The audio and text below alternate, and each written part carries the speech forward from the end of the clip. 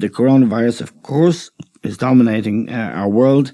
It has had an effect on everything, soccer included. And we're going to talk now about the consequences, small though they be in the greater picture of this virus and the knock-on effect for Irish soccer, which sees Mick McCarthy leave his job as manager of the Irish team, and Stephen Kenny take his position up with immediate effect. Stephen is going to be the new head coach of the Irish team. Also, of course, there have been questions and continue to be questions about the way the Premier League in particular and many of the clubs have reacted to this virus, and indeed how the players in England have or have not responded. But first we're going to talk about the Irish situation. I'm joined by John Giles and Liam Brady to talk about that. John, Stephen Kenny takes over with immediate effect. Keith Andrews and Damien Duff. Keith Andrews will be assistant manager. Damien Duff is going to be on the coaching staff. And Mick McCarthy has agreed to have his contract paid up, and he will receive a bonus if we qualify for Euro 2020. This arrangement, at the beginning when it was made, it was really, it didn't look like a great idea, to be honest. And the idea that, for example, if Mick had qualified us for the European Championship finals and we'd done well, he'd still have to walk away from the job, which was extremely difficult. What do you make of the situation now and the solution? It wouldn't have been really manageable, would it, if Mick had stayed on?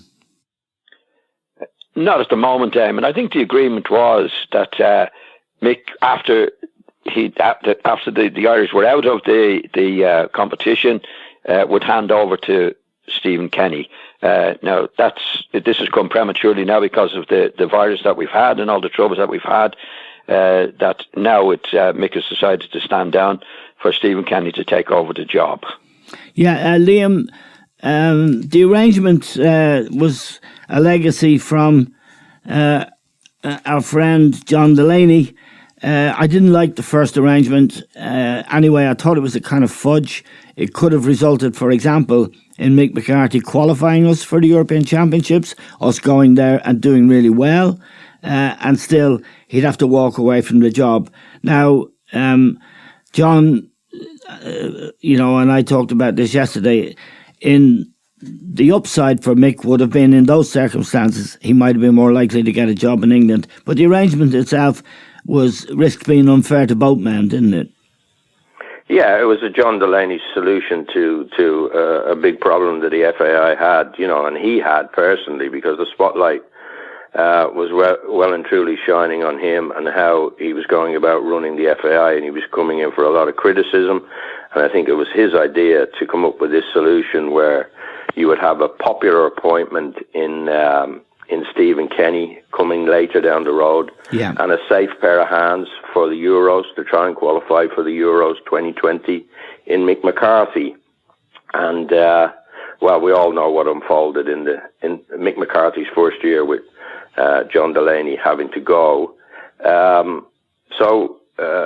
John says there, I believe this is the logical solution to the problem that the FAI were left with. Let's face it, they must be trying to get through a hell of a mess there in the FAI at the moment. And this was just one of the problems. And I think you have to say they've done it quickly and they've done it amicably between everybody, and it's going to go on from there. Stephen Kenny has a chance now to get his team together. He's put Keith Andrews and Damien Duff on the staff. I'm sure he'll be making contact with all our players. He's obviously got in mind a few players from the under-21 team may make the progression into the first team, and he's got time to build on it. Unfortunately for him, he has got no set time as when we're going to be playing this playoff in Bratislava, which is a shame. But as you said at the top of the program, we're living in crazy times, and we just have to, go on from here doing the right things. And I'm sure, as I say, Stephen will be preparing now for what's to come, whether it's the Nations League, whether it's friendlies, or whether it's the playoff in Bratislava against Slovakia. Yeah, and John, financially, Mick is going to get £1 million sterling, which is 1.3 million euro, as a parting sort of gift. He will also be on a bonus if we qualify for the European Championships, which is fine.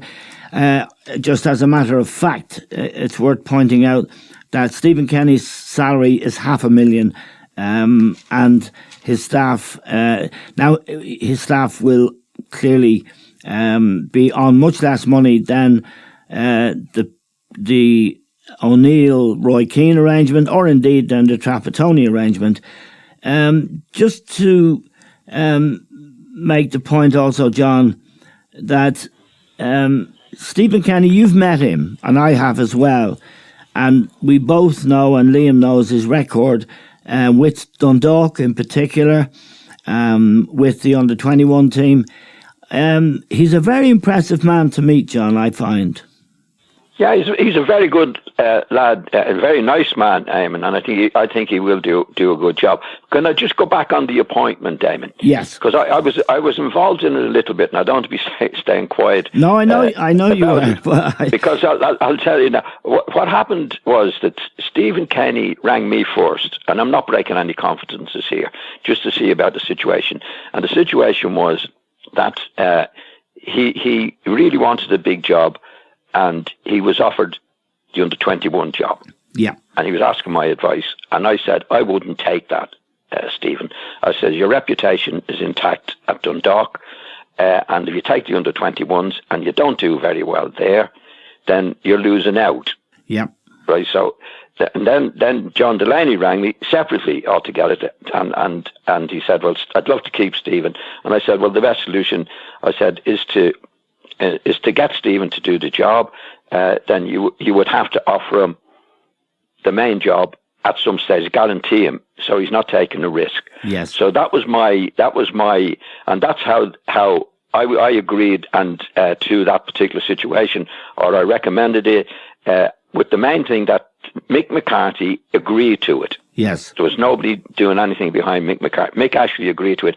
And if you go back on it at that stage, Mick had been sacked at Ipswich, and Mick's attitude was, well, I don't mind, I'll do it on those terms, because if I do a good job, then I have a good chance of getting a better job. Yeah. I didn't know about the million pound compensation payment. I didn't know anything about that. But that was my involvement in it, and my recommendation to Stephen and to John Delaney. So I thought it was a good solution for both people, to not to lose Stephen and not to lose Mick McCarthy, as it were. Yeah, I mean, explained that way, it's fine. I mean, it would have been a problem, John, if Mick had taken us to the semi-finals of the Euro 2020.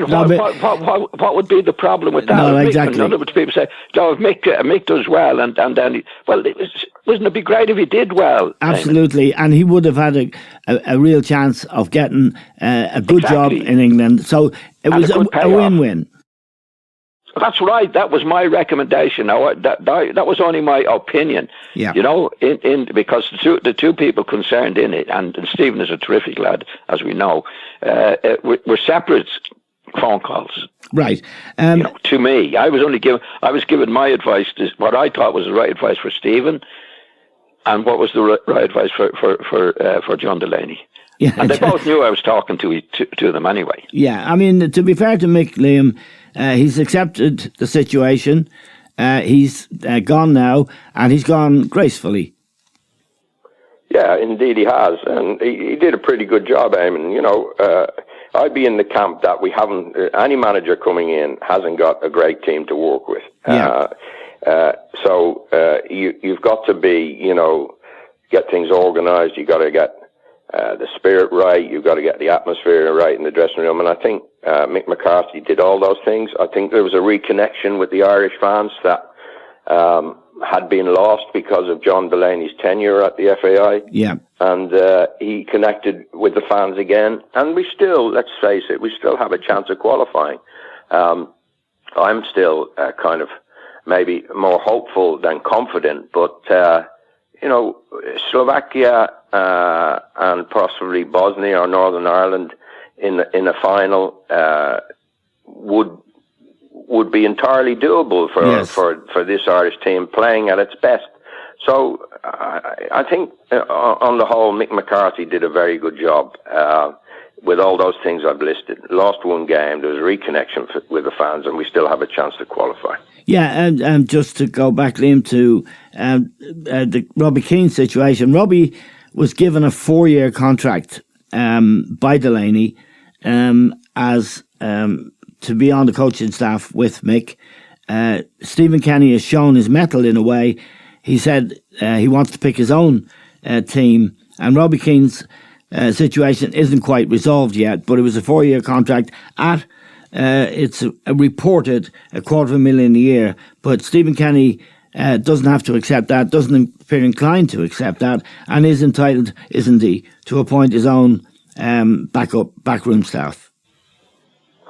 Well, this is another problem that John Delaney's left to people taking over to handle, and it will be handled. I have no doubt that Robbie's not going to be awkward. If they don't want Robbie to work with any of the coaching setups, they'll come to an agreement with Robbie, and I don't think Robbie will be a problem. But I did reading on the internet that his wife has come out and she said, we're hearing certain things through the newspapers. Well, that's wrong. They've got to address this problem straight away and do it a bit like they've done with Mick McCarthy. Yeah, I read that too, and I read it on in a newspaper. John, and can I just say there, in my role in that particular situation, first of all, I had nothing whatsoever to do with financial arrangements with anybody. Particularly Robbie Keane, I know there's some controversy about it now, but I didn't know anything about the Robbie Keane appointment or the financial situation with him or Mick McCarthy or anybody else for that matter. Or the 4-year contract, I take it. No, totally. Yeah, I'd know nothing to do with any of that. I mean, Mick's financial situation, Robbie Keane's 4-year contract. Or financial situation. I had nothing whatsoever. I was just giving my opinion on the overall situation, particularly between Mick McCarthy and Stephen Kenny. Just to make the point to both of you, John, Robbie Keane has been a fantastic player for Ireland. He's made a massive contribution. His goal scoring record is absolutely brilliant. He's a bubbly, larger than life character, and I think everyone likes him and admires him, but you wouldn't want Robbie there. He wouldn't be the kind of guy who'd be sitting on his hands and saying nothing, the way I was when I worked for you. Well, I don't know about that, Eamon. I don't know. I don't know Robbie that well. I agree. He's been a terrific player for us, and I wish him all the best in whatever job he takes. But this is a situation that I'm only explaining my situation, and of course, Stephen Kenny, like all managers, has, and quite rightly, has the right to have whatever staff he wants. I don't think it's anything to diminish Robbie. Oh, not at all. In any way. And I know you're not either, but I'm just saying that from Stephen Kenny's point of view, that's the situation. He wants his own people in there, and we would all agree with him on doing that. I'm only just saying from my own personal situation, that the contracts and the contractual situation, financial situation, I had no say in that whatsoever. And Robbie Keane has been a great player for us, and I hope he goes on to do well at Middlesbrough and in his future. Yeah, Liam, you were part with Marco Tardelli of Trapp's team, and Robbie was, I think, captain of the team. He's a fantastic lad, terrific player, especially on the big day. But he wouldn't be the kind of lad who'd fade into the background, would he? No, but he knows football back to front. Robbie Keane, yeah. So the conversation needs to be had with Robbie that Either they find him a different role in the FAI, or they come to a solution regarding his contract. But I don't think Robbie Keane is the type of person to go away angry or to go away in a huff. No. Because he understands football. He understands, as John has been saying there, that a manager wants his own staff. Robbie Keane would be well aware of that. But the important thing is not to burn any bridges with Robbie Keane. Let's do it properly, like they've handled the Mick McCarthy situation. Now let's see them handle the Robbie Keane situation. I feel a bit sorry for them having to untangle this mess that was made by John Delaney. I'm not saying, I'm not being critical of John Giles here in any way, shape or form. He was asked to give his advice, and the advice was actually sound. Nobody could see this coronavirus coming down the road. John Delaney has left his job, and it's up to these guys to resolve the matter. And I think so far so good. They've got Stephen Kenny now going to take over. Mick McCarthy's gone away without any rancour, and they have to do the same thing with Robbie Keane.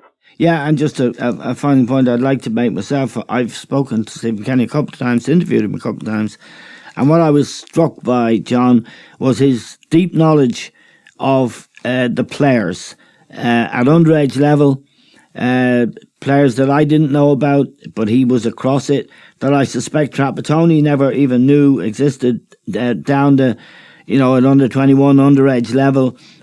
Stephen comes into the job knowing people, like Troy Parrott, Obafemi at Southampton, and others.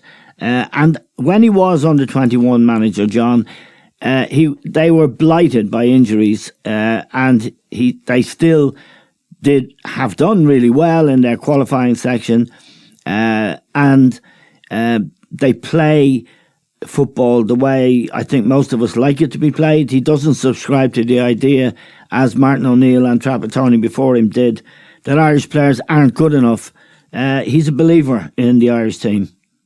Yeah, I think he deserves the job. Yeah. When I spoke, when I was involved in it, I thought it was a good idea for Stephen to be doing what he's doing, because he's getting international experience, which there might have been some criticism that he hadn't had international experience before going into the job. Yes. But anyway, that's the buy-in. I think is a very nice, good, strong individual, and I think he deserves a go at it. Yeah. The job he did at Dundalk was fantastic, and he deserves a go at it. Now, we all keep our fingers crossed and wish him all the best, and hope he's successful as we hope he will be, and think he will be.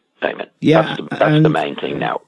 I should say, he's won, for listeners who don't know exactly what his record is, he won 5 League of Ireland titles, one of them with Bows, 3 FAI Cups, one of them with Derry City, 2 at Dundalk, and he got Dunfermline to the Scottish Cup final, which isn't, I imagine, a very easy thing to do. So we wish Stephen and Keith Andrews and Damien Duff all the best, and whoever else joins up with that team. Now, Liam, the crisis that we're all facing, which is far more important, of course, than football, has thrown up question marks about the Premier League and its response to the crisis, which at the moment is causing a lot of debate in England and indeed elsewhere, wherever the Premier League is enjoyed and supported.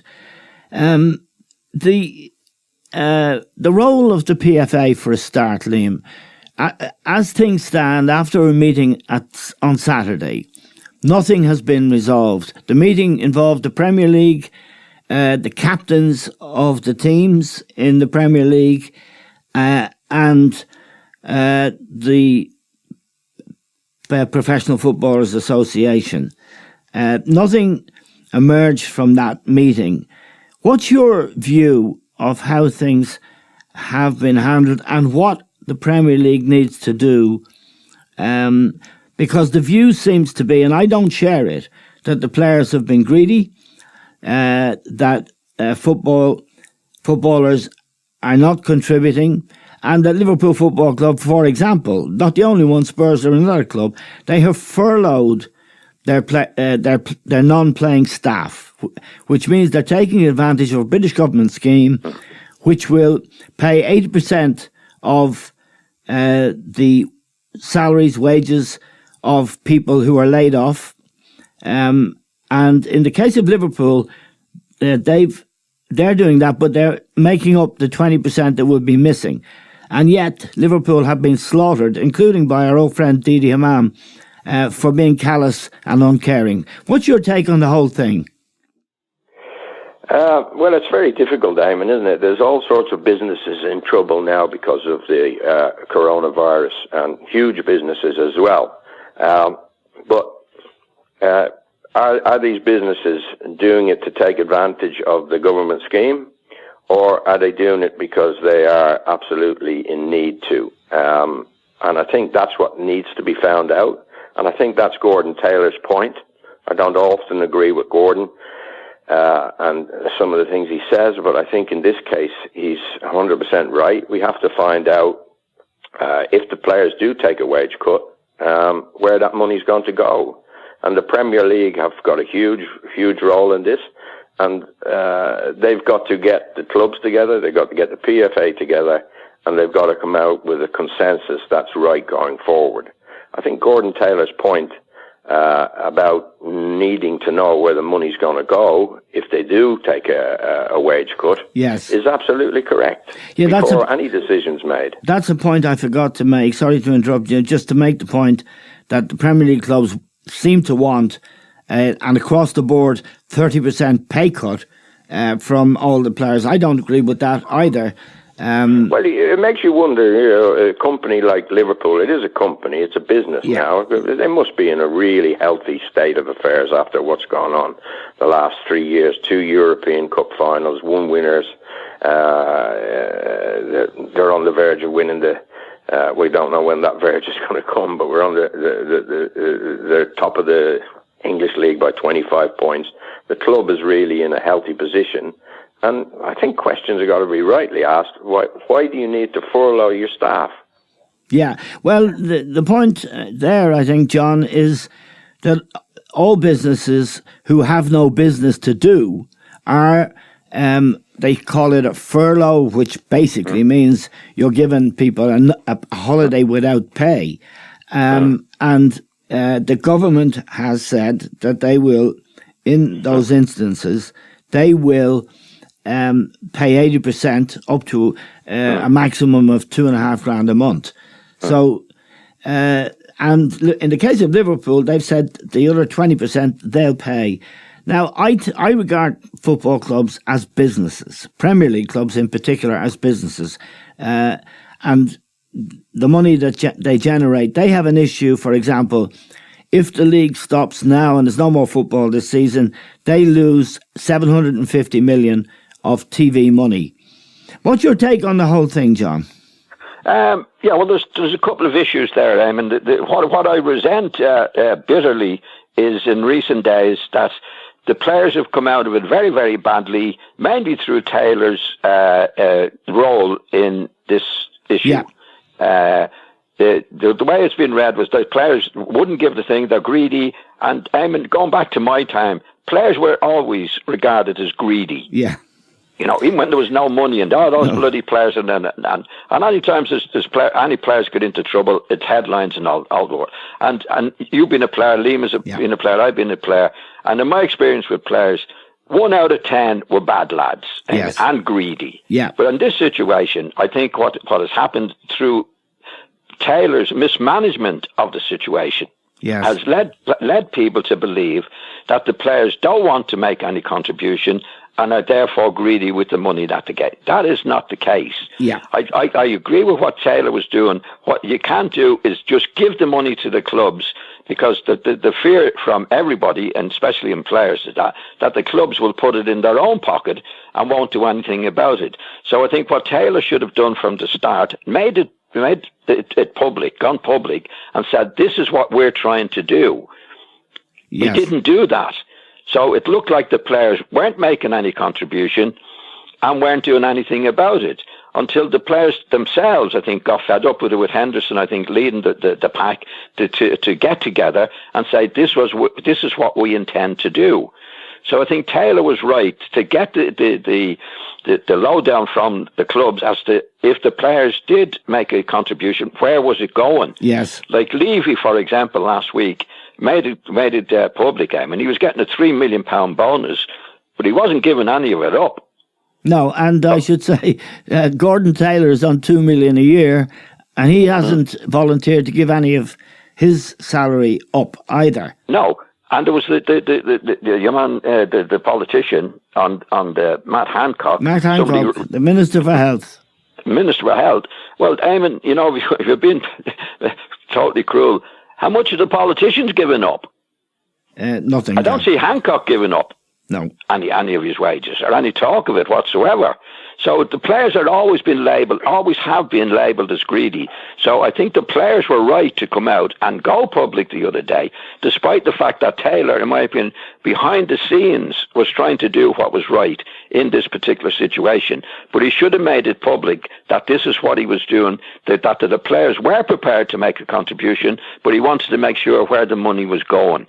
So yeah. I think what he was doing was right, but handled it publicly very, very badly on behalf of the players. Yes, Liam, Eamon, but what you said about Gordon Taylor there, you said, well, he's not giving up his money. But where does he give his money to?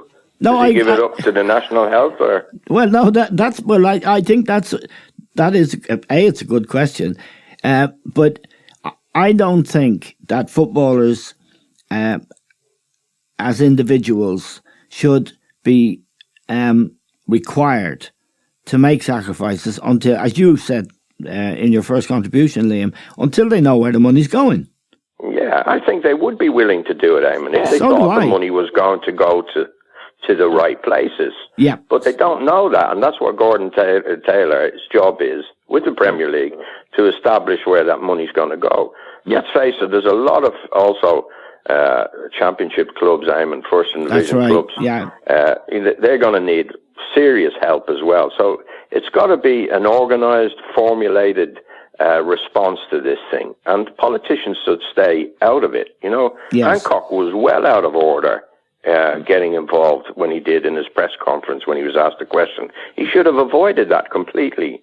There's lots of I saw Gary Lineker on the television over the weekend. What about all these super billionaires in England? Well, that's Why right. Don't they, maybe sponsors of the Tory party. Yes, that's Why aren't right they too. being asked to make a contribution? No, Hancock absolutely. has enough on his plate at the moment, and I know it's not a political program, but he's not being very impressive in doing his own job. No. So he shouldn't really be getting involved in what footballers are earning. No, and I think what happened there, Eamon, he didn't know what was happening in Hancock.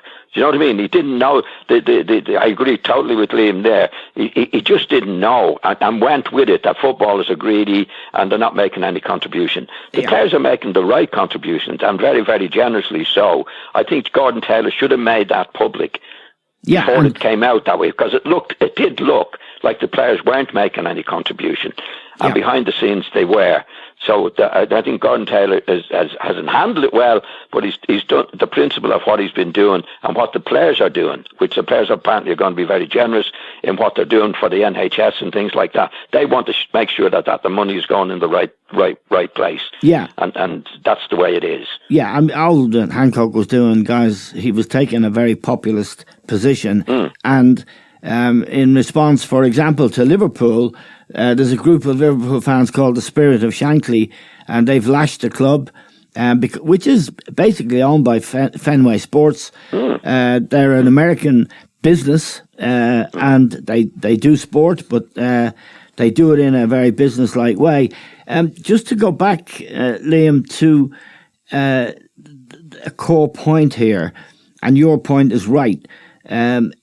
If players or the Premier League want to make a contribution, surely it should be up to each individual player. You can't just have a sort of an across-the-board 30% pay cut, because as Wayne Rooney pointed out at the weekend, I mean, not all players are in the same position. Not all players, are squandering money on big cars. I think John was right when he made the point that the ratio, about 10% of players are, idiots. And maybe they always get the spotlight shone on the idiotic ones. But we've had Kyle Walker and Jack Grealish in the papers over the last week. Misbehaving, let's say, and not following government guidelines, which they should do.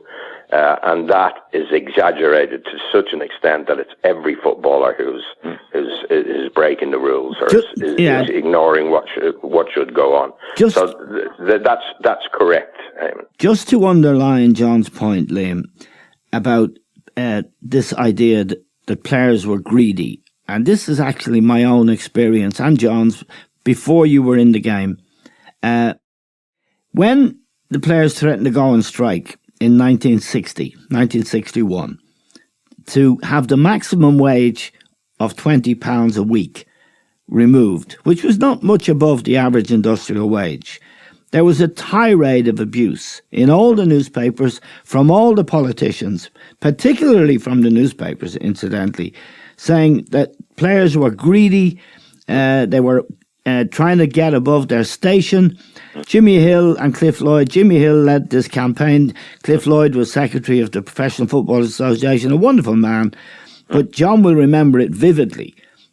The abuse heaped on footballers when they were earning just a little more than the national industrial average wage. So that idea has always been there, hasn't it, John? Yes, definitely, Eamon. And players were always regarded as greedy.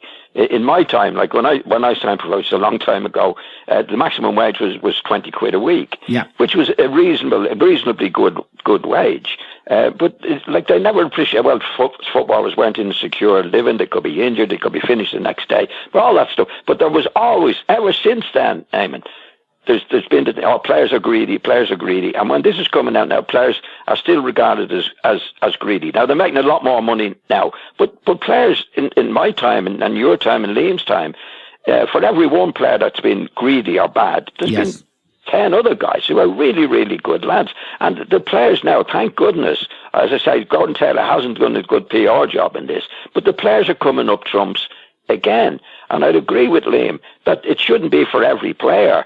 I mean, I think what it hasn't been made clear by Gordon Taylor, that the lads that are making the contribution are Premier League players, Eamon, who are earning a lot of money and can afford it. There's a lot of players who can't afford it, but it's just that it's the players. It's always, the players are greedy, and that's why I'd be mad with Hancock yesterday. He agreed with somebody who was phoning into him that the players weren't doing their job. They weren't doing their bit, and they are doing their bit, and they're doing their bit as best they can. Well, Liam, I just put a couple of final points to both of you lads. I mean, Liam, it hasn't been managed well from the players' point of view. Is there something they could do to set up a fund for the frontline healthcare workers, particularly the nurses, but the ward orderlies, the people who clean the hospitals? There is something I think Premier League footballers could and maybe should do to show their appreciation. They are very fortunate young men, and without in any way questioning their character, I think they need to do something, really, because the affinity between the fans, who are, ordinary people, and the players and the clubs is desperately important. Yeah, well, I think they realise that, Eamon, and they want to do something about it, but they want to organise in a way that they know where the money's going. You mentioned Fenway Sports and being a business and things like that. So if Liverpool, let's say every player at Liverpool in the first team squad takes a 30% wage cut, does that mean that people's jobs are going to be saved? That's the thing that matters. Yes. Does it mean that the money's going to go to the National Health Service to do things that haven't been able to get done because of lack of money? All those things need to be organised and to be understood before this situation is resolved. Yeah, and I just put a point to you, Liam, before I go back to John. It's the same point to both of you. The Premier League is vastly wealthy through television money. I mean, and so is the PFA, by the way. And so is the PFA under Gordon Taylor. They've got millions and millions in the bank as well. Yeah, so, go on. You were going to ask me about the Premier League. Yeah. Wouldn't it be a very good idea if the Premier League, as someone has floated somewhere in the last few days, made a donation of something like 25, 30, 50 million rather, to the National Health Service?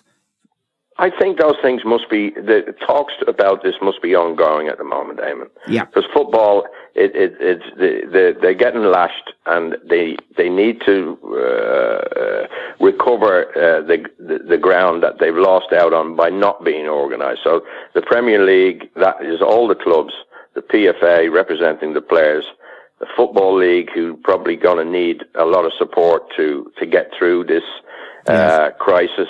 They all have to come together and come up with something that you're advocating, a way of helping essential businesses or essential departments in the NHS, and I think that would be very, very helpful. But I can't imagine that is not going on at the moment, Eamon. Okay, it John, has to be going on. John, just a final point on that. The Premier League, in particular, has the resources. It's very wealthy to really do something substantial and meaningful for the frontline healthcare workers in particular, and something that I'm certain every player and every fan would want them to do. They need to do it, and they need to do it right now, don't they? Well, from what I can gather on in the papers, Eamon, is that the players and the PFA, apparently the Premier League have made 125 million donation to the NHS. And what the players are saying, it's not enough. Yes. Right? Yeah. So we want control of the money that we're prepared to give to go to the NHS. Right? Yes. But they're not going to do it unless the Premier League themselves play a big part in it. Yeah. Which is understandable, so everybody should be pulling together. So what the clubs are saying, we're making that, but the players want them to make more, because they're going to make a lot more themselves with the 30% cut. Well, they want deferrals, not the cut, because the point that we're making, and Hancock didn't even know about it, was that if the players give up their wages, the government are going to lose a hell of a lot of money in tax. 200 to 300, between 200 and 300 million. Okay, John. You know what I mean? So that's what it's. I think the players. All I'm saying is the players are doing the part. The PFA are doing the part, but they haven't done it as well as they should have done it from the PR exercise. But the players are not being greedy. They never have been greedy, and I think they'll more than play their part in this particular situation. Okay, John and Liam, very grateful to both of you. Thank you very much indeed, John Giles and Liam Brady, two great players and two great analysts.